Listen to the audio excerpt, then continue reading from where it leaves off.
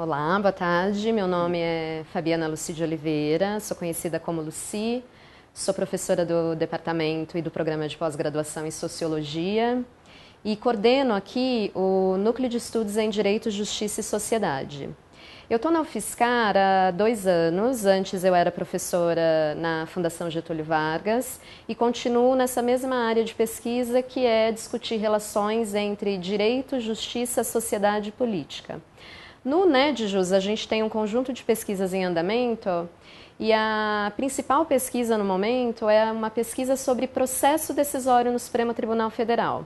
Então a gente vem acompanhando ao longo dos anos, principalmente em virtude do julgamento do Mensalão, um destaque que esse ator ganhou no cenário público, na agenda pública nacional, que é uma participação tanto em decisões sobre políticas públicas, quanto em decisões sobre casos de corrupção no governo e uma série de outras temáticas.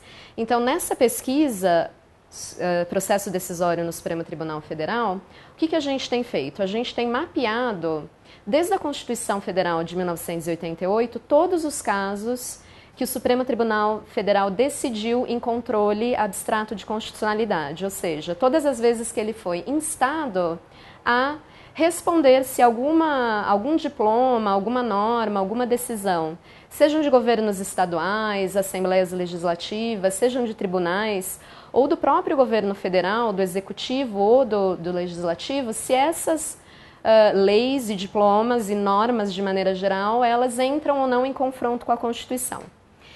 E disse muito nessa área que tem havido uma judicialização da política. O que seria isso?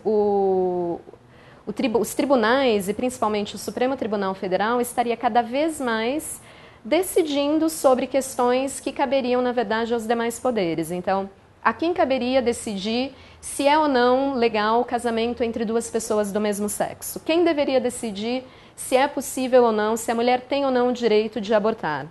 Quem deveria decidir se é possível você fazer marchas pela legalização da maconha, se isso é liberdade de expressão? Então, essas decisões que caberiam aos poderes representativos, aos poderes eleitos, têm sido cada vez mais tomadas pelo Supremo Tribunal Federal, que, para quem não sabe como funciona, são 11 ministros.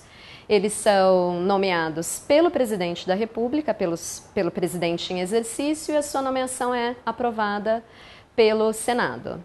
Então, a gente tem, inclusive nesse momento, uma discussão muito importante que é de que esses ministros que compõem esse poder judiciário hoje, a cúpula do poder judiciário, eles serão nomeados, a maioria, grande maioria deles, desses 11 ministros, terá sido nomeada por governos do PT.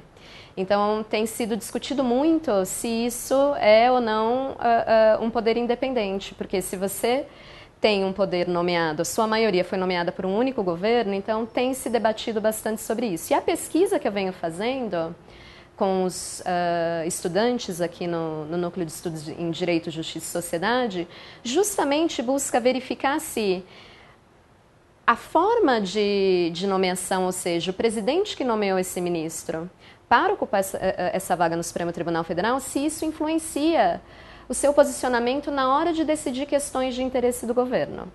Então, um dos artigos que a gente publicou se chama justamente Panelinhas e Coalizões no Supremo Tribunal Federal. Será que a gente vai observar que os ministros que são nomeados por um mesmo presidente, eles votam consistentemente juntos e a favor das posições e das políticas de interesse desse presidente? Bom, se a gente observa a forma como o Supremo vem sistematicamente decidindo, hoje a gente tem elementos concretos para afirmar que não. Pelo menos em controle de constitucionalidade, o Supremo não tem sido enviesado quando ele se posiciona sobre questões de interesse do Legislativo e do Executivo federais, por exemplo, e por interesse eu estou dizendo diplomas emanados desses poderes, a gente não observou esse viés. E a gente fala isso a partir não de uma intuição ou de um ou outro caso, mas analisando sistematicamente essas decisões. Mas quando a gente olha a importância que essas pessoas, a importância das decisões que essas pessoas, que esses futuros ministros terão quando eles decidirem sobre temáticas que dizem respeito diretamente à vida da população, à nossa vida, ao nosso dia a dia, é importante a gente saber se faz e que faz diferença o perfil de carreira, a trajetória que ele teve, a atuação anterior à entrada no tribunal. Então, sabendo disso e acompanhando isso, a gente consegue ter elementos para fazer uma pressão, para questionar ou mesmo para apoiar candidaturas a esse cargo.